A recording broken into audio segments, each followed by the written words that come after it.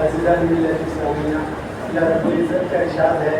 کہ اگر تم نے شکر ادا کیا تو ہم تمہاری نعمتوں میں اضافہ کریں گے اور نوازیں گے،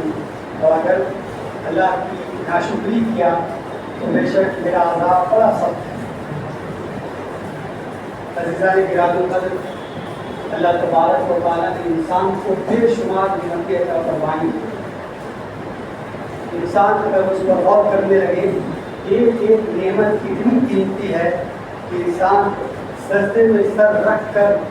اللہ کا جتنا شکر ادا کر لے اور اللہ کے لیے جو کچھ بھی لٹا دے اور اللہ کے لیے جو کچھ بھی خرچ کر دے، وہ اللہ کی نعمت کو اگر صحیح معنوں میں سمجھ رہا ہے تو وہ اللہ کے نام پر لٹایا ہوا، دیا ہوا اور اللہ کے نام پر جھکا ہوا سجدہ اور رکوع کو کم ہی سمجھے۔ بشرط ہے یہ ہے کہ انسان اللہ کی نعمت کو پہچان رہا۔ نبی کریم علیہ السلام سے زیادہ کون اللہ کی نعمت کو پہچانے گا؟ وہ تو خود نعمت کے جو ہے دنیا میں برسنے کے ذریعہ، نعمت کو برسنے کے بادل وہی۔ اما عائشہ رضی اللہ عنہا بیان فرماتی ہے کہ ہم سب کے محبوب حضور علیہ السلام رات میں اللہ تبارک و تعالیٰ کی نعمتوں پہ شکر کے لیے جب کھڑے ہوتے تھے تو آپ کا قدم مبارک بھول جایا کرتا، اس قدر آپ کھڑے ہوا کرتے۔ اما عائشہ رضی اللہ عنہ بیان فرماتی کہ میرے محبوب، آپ سے تو اللہ نے معصوم بنایا ہے، آپ کے ذریعے سے تو امت کی اگلی پچھلی گناہوں کو معاف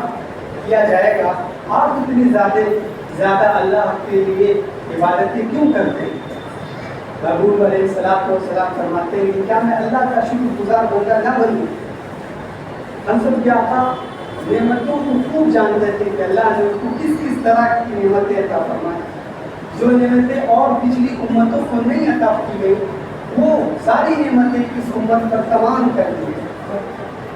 صحابی رسول حضرت حذیفہ بن یمان رضی اللہ عنہ ہے اور آقا کے ساتھ تہجد کے وقت میں شریک۔ ہم سب کے آقا نے سورہ بقرہ شروع کیا۔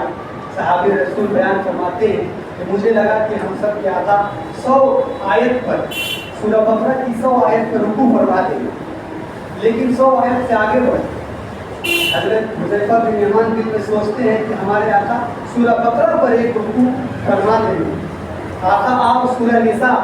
اور آگے بڑھے، چوتھے 5ویں پارہ میں پہنچ گئے۔ ان کو لگتا ہے کہ سورہ نساء کے بعد رکوع کر دیں گے، لیکن آقا سورہ آل عمران بھی شروع کر دیتے ہیں، اور اتنا ہی نہیں، 6 پارے کی تلاوت ایک رکعت میں آقا فرما رہے ہیں، اور اسی کی مقدار میں رکوع بھی فرمائے۔ جتنی دیر 6 پارے کی تلاوت آقا نے کی، اسی کی مقدار میں رکوع بھی ادا فرمائے۔ سبحان ربی العظیم جو آپ نے کہنا شروع کیا تو 6 پارے کی مقدار ہے، اور اتنا ہی نہیں کہ بس جس طرح ایک حافظ پڑھا چلا جاتا ہے اسی پڑھو۔ صحابی رسول بیان فرما رہے ہیں کہ آقا جب کوئی اللہ کی تسبیح والی آیت آتی ہے جس میں اللہ تبارک و تعالیٰ کی تسبیح بیان کی جاتی ہے،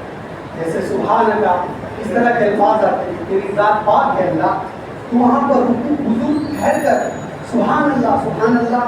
نماز میں پڑھیں۔ اور کوئی اللہ کی تعریف والی آیت گزرتی جس میں اللہ کی تعریف ہے، آقا تلاوت کو روک کر اللہ کی تعریف بیان کرنا،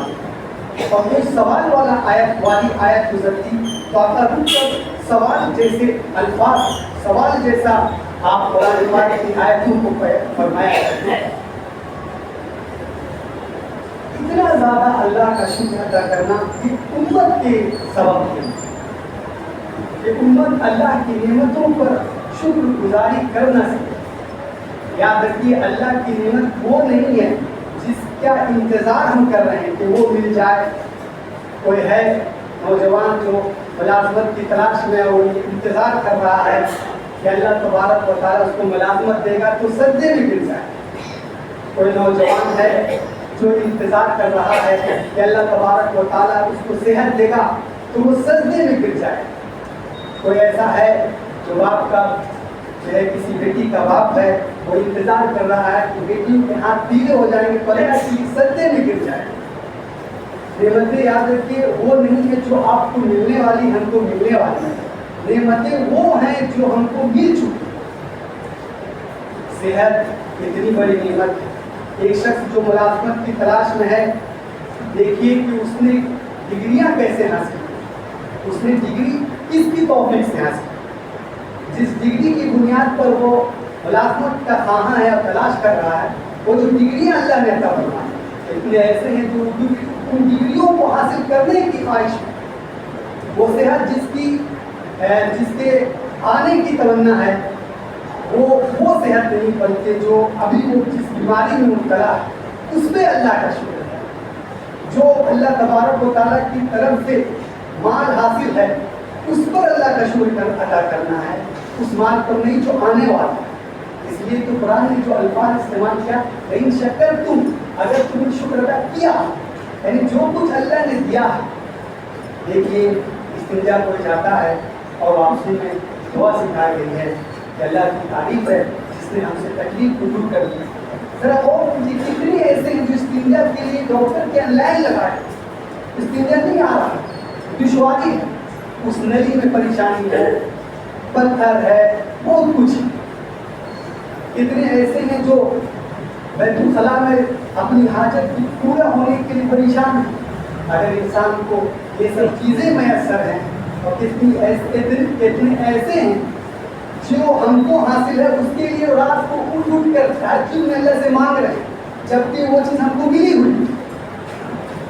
تو یاد رکھیے نعمتیں وہی ہے جو ملی ہوئی ہے،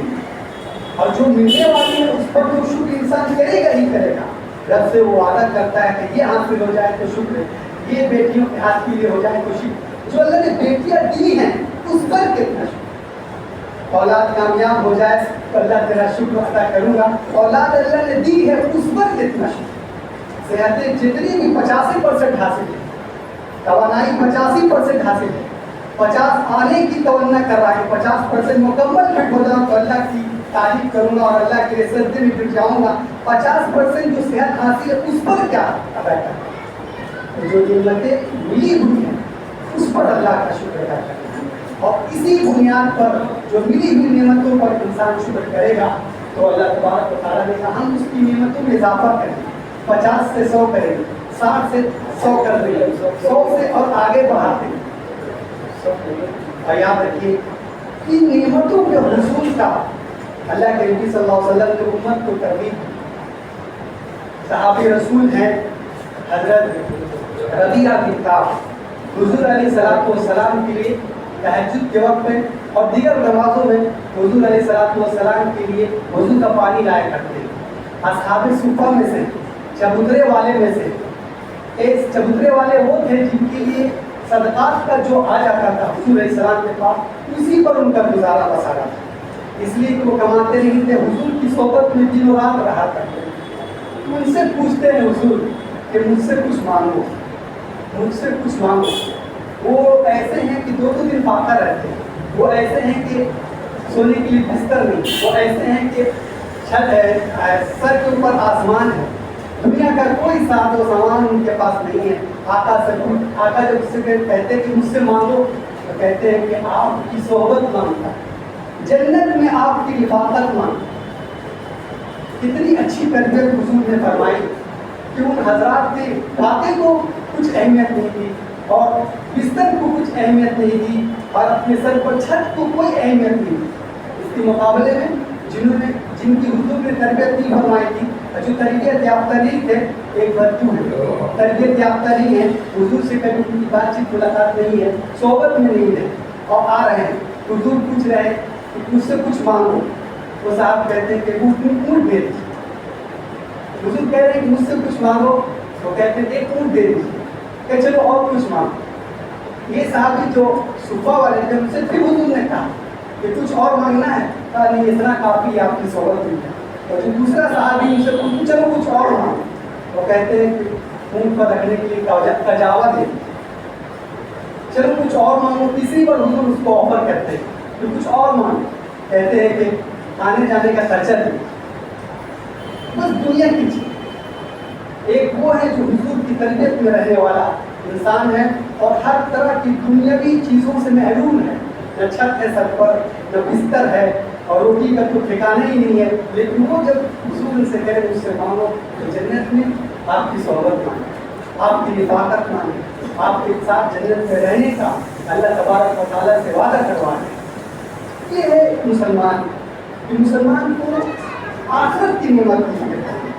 دنیا میں جو اس کو حاصل ہے وہ بھی مانگ سکتا ہے، لیکن اس کے لیے دائمی اور ابدی اور حقیقی نعمت میں اللہ تبارک و تعالیٰ کی رضامندی مانگے، رسول علیہ الصلوۃ والسلام کی خوشنودی مانگے اور اللہ رسول کی محبت مانگے۔ اللہ تعالیٰ سے دعا ہے کہنے سے زیادہ عمل کی توفیق نصیب فرمائے۔